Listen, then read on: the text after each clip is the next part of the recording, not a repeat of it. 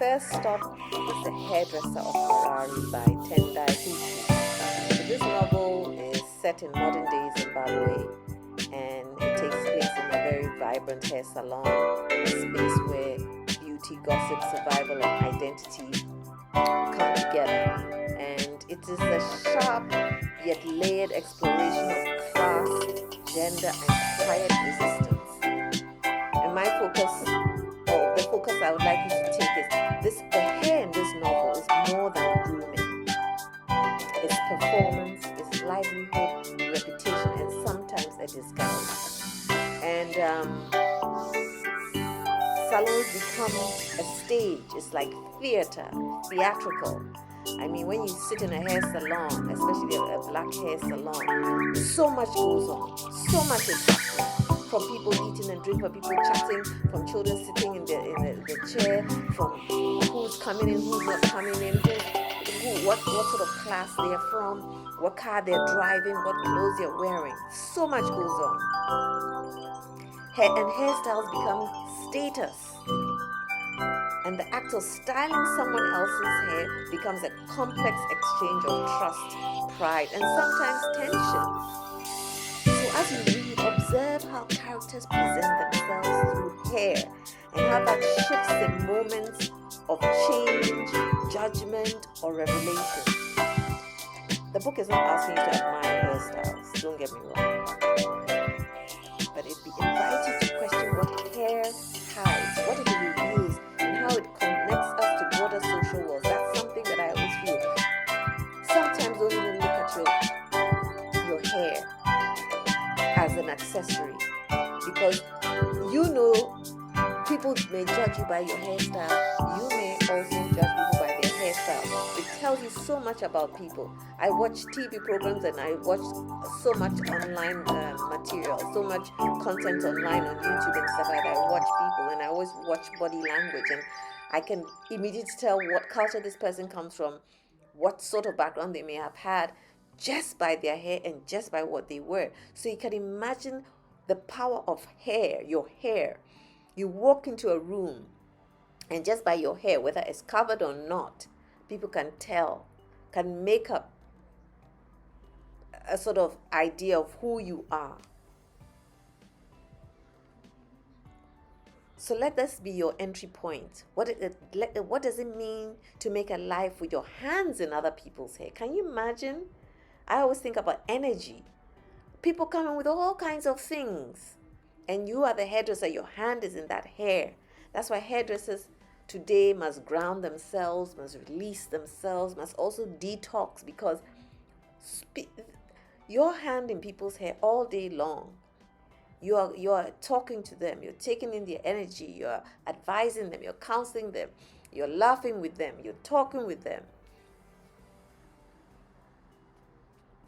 And then you look at how a salon reflects a society in transition. It just reflects a society. You walk in a hair salon, you can tell what's going on in the country. There are salons who only focus or cater to political figures and their wives and their families. Or the salons are run by those people, or somebody starts small and then her salon becomes like a franchise. So that is basically the intro into this journey that I would like us to go on, that we must also start reading. And then not just reading because we love it, but also looking at hair. My channel is about hair, but I want you to take it a step further. Yes, I want you to enjoy doing your hair, but also look at hair and the textures about hair. When I say textures, I mean political, emotional, transitional. What does it say about a society?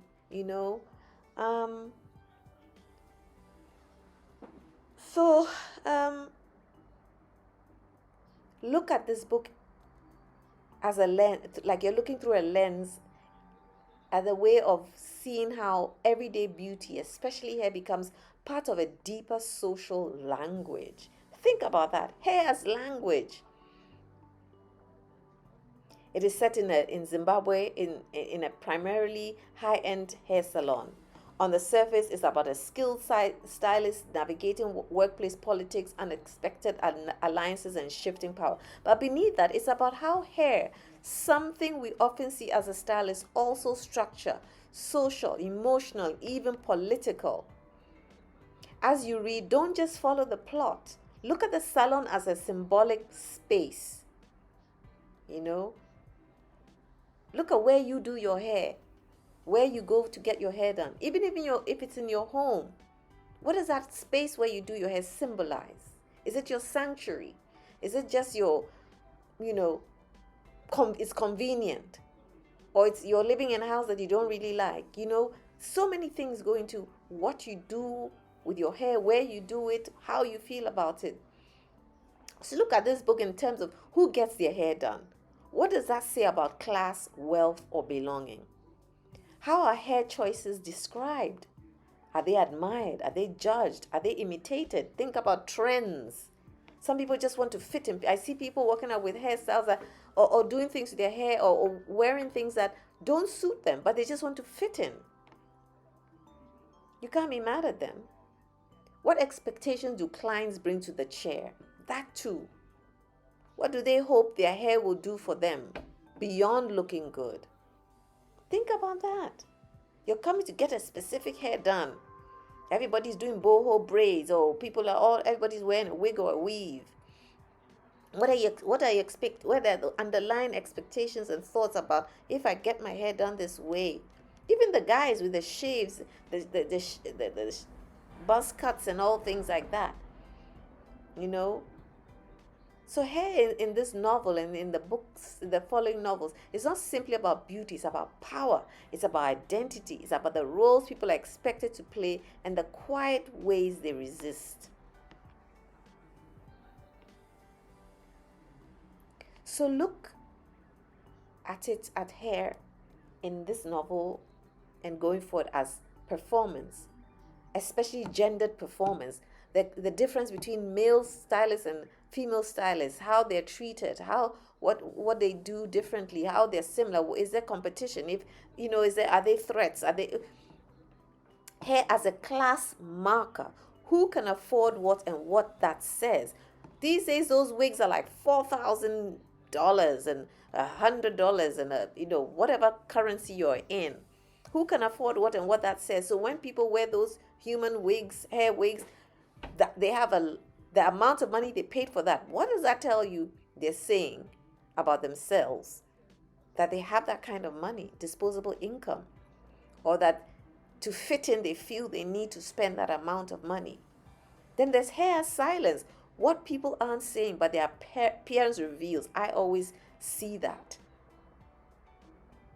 Hair as ritual, what it means to return again and again to the chair. There are people who get their hair tidied up every morning, and I've been privy to that. I've seen that. Ask yourself, where is hair being used to protect someone's true self? And where is it being used to protect a version of the self that will be accepted?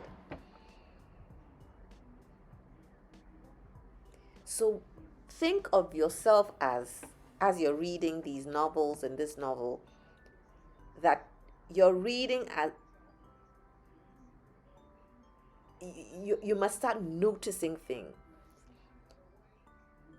The novel becomes an act. You're reading this novel becomes an act of noticing. Notice things. Not just what's happening in the salon, but what hair is doing in your own space. What it holds, what it hides, what it says, intentionally or not. If you're reading The Hairdresser of Harare, read it like a hairdresser reads their clients. And hairdressers are said to be therapists. That salon chair is a therapy session. And you must pay attention to detail. Have an eye for change and be deeply curious about what the hair is trying to say. Okay, so this is day one. I know you're probably like, oh my God, what is this? Is this school? No, but you know what? there's so much you can do about hair. I do a lot of reviews with my hair, and I'm trying this and trying that, change up the monotony. But I am also very into reading signs and symbols beneath what we see superficially, you know. And it's worth just not always looking at what does your hair say about who you are, where your background, your educational background, your societal background, your status. You know, what status symbols is your hair or your hairstyle telling people about who you are. It might make you change the way you do your hair, or where you go. You know, I do my hair at home. I don't want to spend a whole day in anybody's chair, or 3 hours or 2 hours. I have no time for that. I want peace, tranquility, and I don't necessarily want anyone coming to my house either. My home is my sanctuary. And I also realized that because I've been doing my hair so long, and I had a mother who said you need to know your hair better than anyone else, I find that people come and do rubbish on my hair. The only one person who did, and he was from Zimbabwe. He passed away. That was the only person who was a fantastic, phenomenal hairstylist. And I was always in his chair experimenting with him with my hair. Martin, and an amazing hairdresser, knew about hair color. He knew about the chemistry behind it. He knew the chemistry behind products.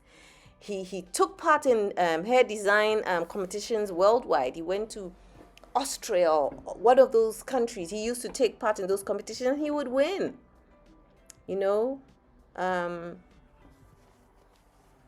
so that's something to look at. Who does your hair?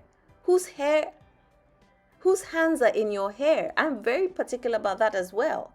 You grow up in certain cultures where you don't just have anybody touch your hair. You don't have anybody just mess around with your hair. You don't have anybody, there are cultures where you don't just leave the hair from your comb when you comb out your hair, and the loose bits. I'm at a loss for words here.